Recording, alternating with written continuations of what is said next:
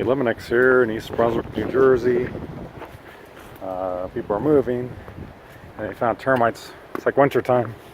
There's termite activity in the basement, so we're treating the exterior perimeter and spot treatment in the inside. Get this house under warranty, so we're drilling the holes in the sub-slab, and we're gonna rod, do a little trench and rod action.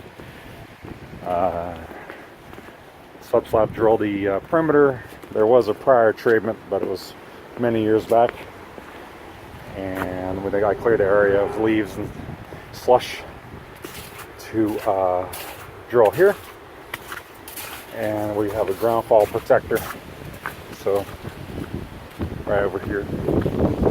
So if we hit anything underground, even rebar, it protects our drill for one, and then it protects the property in case there's any water lines. But when I came and inspected, we didn't see the need to do any markouts on this one because you see how the gas and water was coming off the street, so we didn't have to worry about getting this marked out. Plus the holes were already there, patched up, so we're just kind of following the template on where it was drilled before. We'll be in good shape.